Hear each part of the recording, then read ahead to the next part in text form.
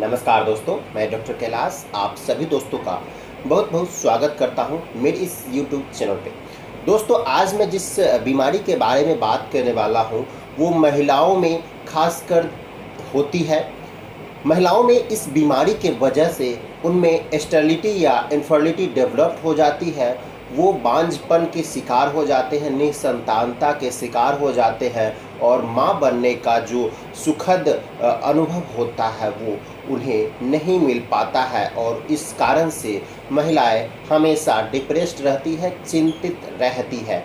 वो बीमारी का नाम है सल्फिंजाइटिस। दोस्तों, फैलोपियन ट्यूब का इन्फ्लेमेशन को सल्फिंजाइटिस कहा जाता है। दोस्तों, आज हम जानेंगे कि ये सल्फिंजाइटिस क्या होता है और इससे इनफर्टिलिटी कैसे डेवलप्ड होती है और इसके इलाज के बारे में भी मैं आपको बताऊंगा। मैं आपको होम्योपैथिक मेडिसिन्स के बारे में बताऊंगा जिससे कि सल्फिंजाइटिस को पूरी तरह से ठीक किया जा सकता है और महिलाएं मां बन सकती है। तो चलिए दोस्तों, शुरू करते हैं सल्फिंजाइटिस और इसकी होम्योपैथिक मेडिसिन। दोस्तों, वीडियो शुरू करने से पहले मैं आपसे रिक्वेस्ट करना चाहूँगा कि इस वीडियो पे अगर आप पहली बार देख रहे हैं तो इस चैनल को सब्सक्राइब जरूर कर ले और बेल आइकन को जरूर प्रेस कर दे। दोस्तों, सल्फिंजाइटिस क्या होता है? महिलाओं की जो रिप्रोडक्टिव ऑर्गन होती है फैलोपियन ट्यूब, उसमें इन्फ्लामेशन हो जाने की कंडीशन को सल्फिंजाइटिस कहा जाता है। अब मैं आपको समझाता हूं कि फैलोपियन ट्यूब्स क्या होती है। दोस्तों, महिलाओं में जो रिप्रोडक्टिव ऑर्गन ओवरी होता है जिससे कि एग बनते हैं और फैलोपियन ट्यूब के माध्यम से वो यूट्रस में जाते हैं और वहाँ पे बेबी का डेवलपमेंट होता है। उसी ट्यूब्स को फैलोपियन ट्यूब्स कहा जाता है। जिस तरह से दो ओवरी होती है उसी तरह से दोनों तरफ फैलोपियन ट्यूब्स होते हैं। अब मैं आपको बताता हूँ कि इसके क्या काम है, फैलोपियन ट्यूब्स के क्या काम होता है। तो फैलोपियन ट्यूब्स एक ट्रांसपोर्टेशन का काम करता है। जब अंडे ओवरी में बनते हैं तो वो फैलोपियन ट्यूब के माध्यम से फैलोपियन ट्यूब के माध्यम से ओवरी में जाते हैं और वहाँ पे फीटस तैयार होता है और बेबी वहाँ पे ग्रो करता है। दूसरा ये होता है कि जो फर्टिलाइजेशन का जो प्रोसेस है वो फैलोपियन ट्यूब में ही होता है। जैसे कि जो स्पर्म होता है वो और एग का जो फर्टिलाइजेशन होता है वो फैलोपियन ट्यूब में होता है और जब वो ओवम बन जाता है तो यूट्रस में चला जाता है और वहाँ से फीटस के थ्रू बेबी का ग्रोथ होने लगता है। अगर किसी कारण बस इस फैलोपियन ट्यूब में किसी बैक्टीरिया के कारण या किसी भी इन्फेक्शन के कारण इसमें सूजन आ गई हो तो इसे सल्फिंजाइटिस कहा जाता है।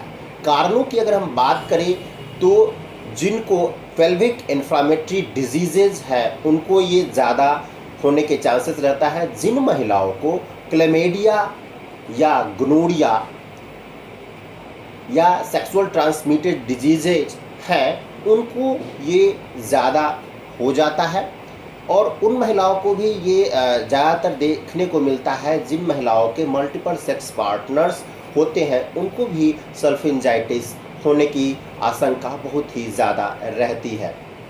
सिम्टम्स की अगर हम बात करें तो सिम्टम्स में ये होता है कि अगर कहीं भी स्वेलिंग आती है तो वहाँ पे हैवीनेस होगा। तो दोस्तों, आपके जो पेरू एरिया है, जो जेनिटल ऑर्गन का जो एरिया है, वहाँ पे आपको हैवीनेस फील होगा, आपको पेरू में दर्द होगा, आपके पीठ में भी दर्द होगा, आपके कमर में भी दर्द होगा महिलाओं को। इसके अलावा महिलाओं को ऑफेंसिव वेजाइनल डिस्चार्ज होता है जिसे ल्यूकोरिया भी कह सकते हैं आप। सफ़ेद डिस्चार्ज हो सकता है या वाइट डिस्चार्ज हो सकता है, ग्रीनिश डिस्चार्ज होता है।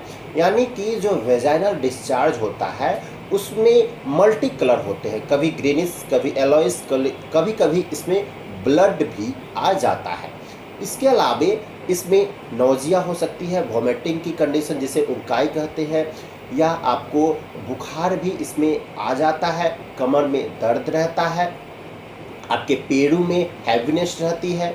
इसके अलावा इसका जो मेन जो कारण है, अगर आपका फैलोपियन ट्यूब में इन्फ्लामेशन हो गया है तो ये इनफर्टिलिटी को डेवलप कर जाती है और वहाँ की ट्यूब्स जो है वो ब्लॉक हो जाती है, जिसके कारण फर्टिलाइजेशन नहीं हो पाता है। ये इसका मेन सिम्टम्स है, ट्यूब ब्लॉक्ड हो जाना, यानी कि इनफर्टिलिटी डेवलप्ड हो जाना। अब ये प्रॉब्लम है तो इसका समाधान भी है दोस्तों। इसके लिए कुछ टेस्ट वगैरह भी करवाए जाते हैं कंफर्म करने के लिए, जैसे कि अल्ट्रासोनोग्राफी करवाया जाता है, इसके अलावे HSG करवाई जाती है, इसके अलावे डॉक्टर्स स्वाब कल्चर टेस्ट भी लिखते हैं, वहाँ पे कुछ फ्लूइड वहाँ से निकाल करके टेस्ट करवाए जाते हैं। इससे ये पता चलता है कि आपको ये जो कंडीशंस है ये मैलिग्नेंसी की तरफ तो नहीं जा रहा है। मैलिग्नेंसी कहने का ये मतलब होता है कि कभी कभी अगर ये इन्फ्लामेशन इन्फेक्शन अगर ज़्यादा फैल जाता है तो कैंसर का भी रूप ले लेता है। इन कंडीशंस में अगर आप डॉक्टर्स के पास जाते हैं, अगर आप डॉक्टर आपका चेकअप करते हैं और अगर आपको सल्फिंजाइटिस की नौबत आती है तो डॉक्टर्स आपको सर्जरी करने की नौबत आ जाती है। डॉक्टर्स आपको कहते हैं कि इसका सर्जरी करना पड़ेगा, इसे काट करके निकालना पड़ेगा। दोस्तों, होम्योपैथी में अच्छी होम्योपैथिक दवा अवेलेबल है जो कि बिना सर्जरी के आपकी जो फैलोपियन ट्यूब की इन्फ्लामेशन है, जिसे सल्फिंजाइटिस कहा जाता है, ये पूरी तरह से ठीक हो सकती है। दोस्तों, दवा की अगर हम बात करें तो पर्सन टू पर्सन मेडिसिन का सिलेक्शन अलग अलग होता है। हर एक पर्सन का एक इंडिविजुअल सिम्टम्स होता है, किस कारण से ये डेवलप्ड कर रहा है, उसके अकॉर्डिंग मेडिसिन प्रिस्क्राइब कर दी जाती है। मैं यहाँ पे आपको कुछ होम्योपैथिक मेडिसिन्स बता रहा हूँ जिसे आप कुशल होम्योपैथिक चिकित्सक की देख रेख में ही आपको लेना है। जैसे कि अगर इसकी ट्रीटमेंट की हम बात करें तो सबसे पहली होम्योपैथिक मेडिसिन है वो है एपिस मेलिफिका। महिलाओं के जेनाइटल रिप्रोडक्टिव ऑर्गन पे बहुत अच्छी वर्क करती है। अगर वहाँ पे उनको इन्फ्लामेशन हो गया है, उसके कारण उनको हैवीनेस हो रहा है और उसमें दर्द होता है, दर्द स्टिंगिंग पेन होता है इस कंडीशन में, और ऑफेंसिव डिस्चार्ज भी होता है, तो इस कंडीशन में आप एपिस मेलिफिका का यूज कर सकते हैं। 1 पोटेंसी में सप्ताह में 1 बार लेना है।